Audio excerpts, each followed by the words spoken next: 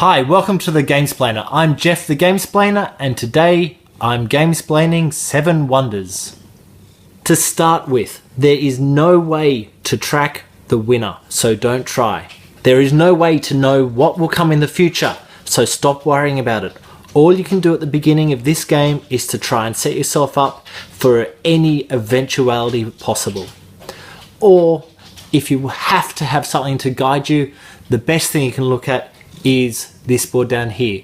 I'll explain this board eventually, not at the moment. We'll get to it. But don't stress about not knowing what's going on at the beginning. No one does. Our job is to build a city, one of the ancient cities. We do that by placing cards in amongst the city, like so. Everyone starts with a hand of 7 cards. I select one card, place it face down to show I've selected my card, close up the rest of the cards and pass it to the player on my left. The player on my right has also done the exact same thing and will be passing me a pile of cards coming in from their side. Once everyone has chosen a card, we flip it over and place it in our city, like so. The placement of these cards in the city is up to you. The only real important part is the brown and the grey ones go here so that you can really easily see what you're doing. Now, what do these symbols mean? What do these cards mean? Well, let's have a look at one, at the anatomy of a card. Let's take this one for example. What you'll notice is there's a marking in that top left corner. That's what's going to cost you to build this particular card. If there's nothing in that corner, like this card down here, you pay nothing, you can just build it. The pictures in the top center, they show you what benefit you get from having that card built in your city.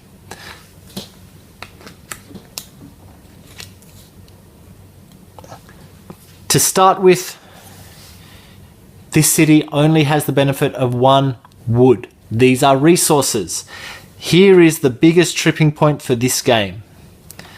Resources are pictures on cards. They are not little cubes of wood of different colors.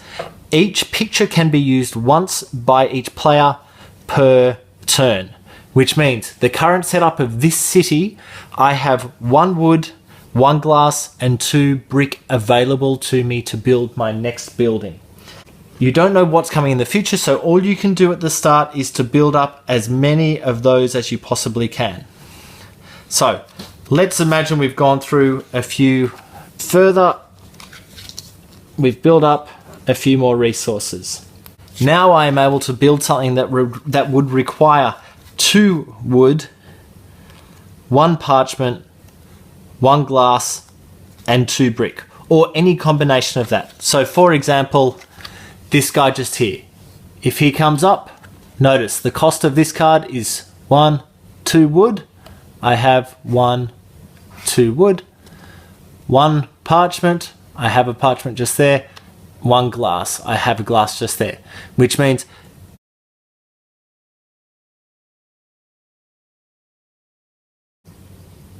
using the resources from this city, I can now build that card into this city and I'll place it right there in the middle. I'm only going to stack brown and grey buildings up here because these are the resources. Any other card or building types are going to be placed along here. What are the other building types? Well, you've got the blue ones, which give you points at the end of the game. The green ones are sciences. I'm not going to go into them too much at the moment, because there's a lot of information on them. I'll deal with them in the second video. The red ones, which are military, and the yellow buildings, which are the commerce.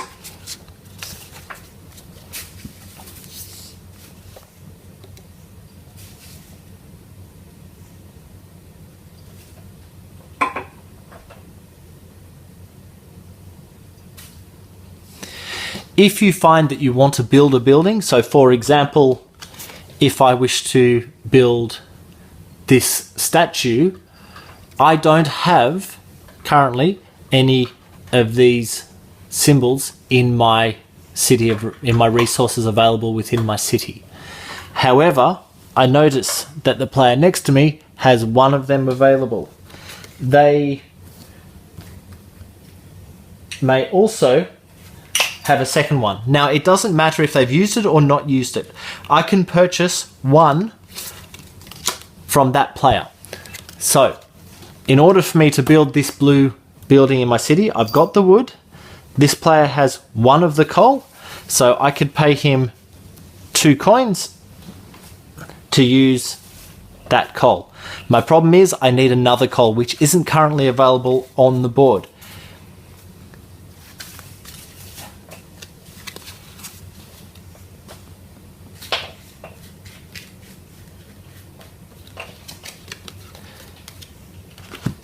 However,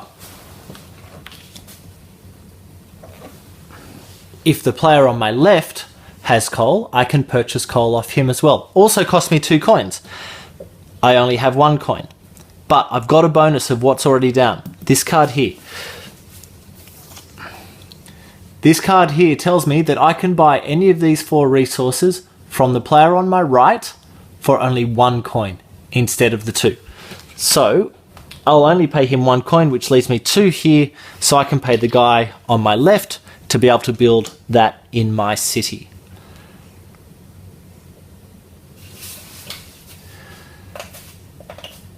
It doesn't matter if either of those players have used that particular resource to build their own building in this particular turn. What matters is that they have those resources available, so I can just purchase it from them.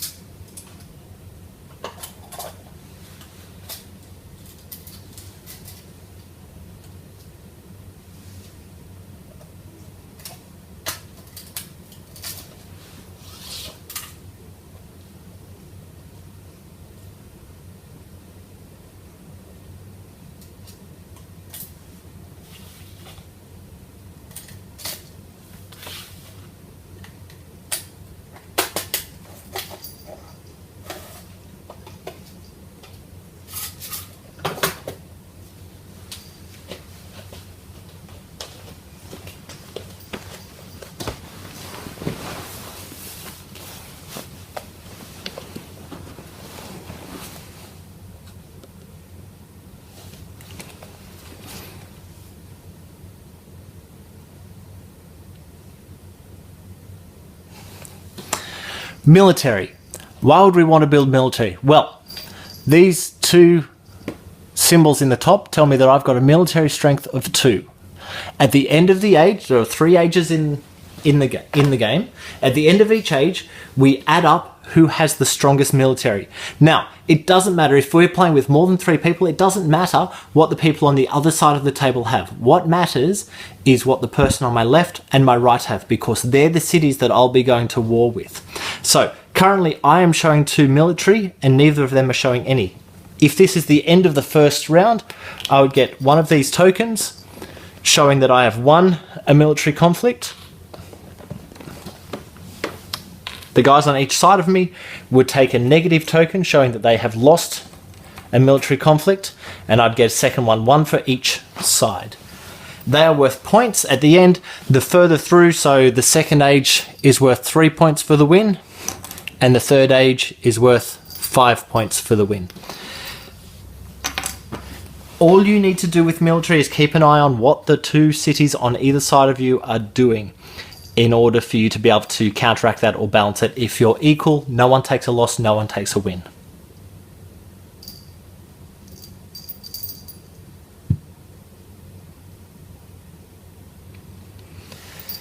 The yellow buildings, as I said before, are commerce. They will show on the top various things. So this one here will give you 5 coins as soon as you build that building in your city. This one here will give you a coin for every brown building in your city, plus every brown in each of the cities beside you. So at the moment, this one would be worth 3 coins. 1, 2, 3. This one here gives you 1 extra of the these 3 resources: glass, papyrus, and fabric. This one here gives you 1 of each of the 4 other resources. That's per turn that you can use that. There are 3 different symbols in the sciences. If you can collect all 3 symbols, you get a whole bunch of points. If you can collect groups of symbols, so more of those stone, that's worth other points. So you're looking for sets of either the same or sets of all 3 of the different ones, and they score differently, and I'll talk about them more in the second video.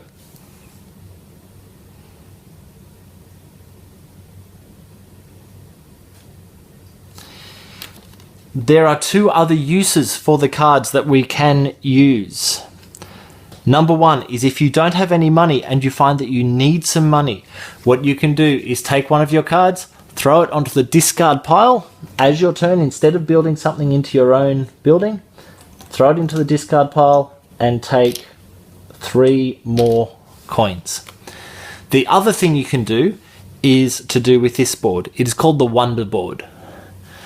What you can do is, if I can show that I can build 2 wood, which I have, instead of playing a card, so this one would need 3 of the grey brick. I don't have any grey brick, can't get it, but instead of playing, it doesn't matter if I could build it or not, instead of playing the card, I can flip that upside down and build the wonder instead. And what that gives me, this particular wonder will give me any of the 4 resources for only 1 coin from either neighbour.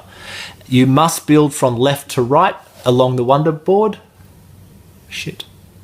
When did that pause?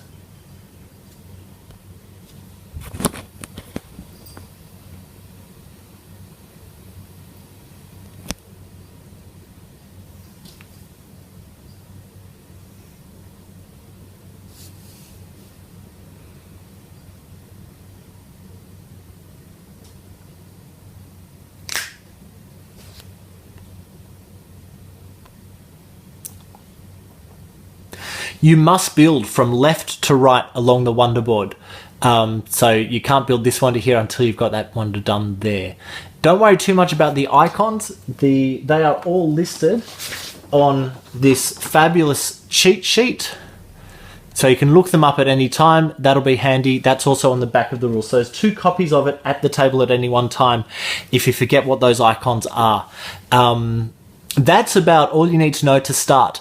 Can I stress that all you need to do is not get caught up on not understanding what to play. There is no right answer at the beginning. All I can suggest is you try and get as many of these resources as possible, so that when you do want to build any of these other buildings, you've got a chance of having the resource. If you notice that the player on your right or left is building a certain resource, you are covered for that resource. You're able to purchase it from them. So you're not necessarily going to need to build them for yourself. We'll leave that there. So until next time, enjoy gaming. I'll see you at video 2.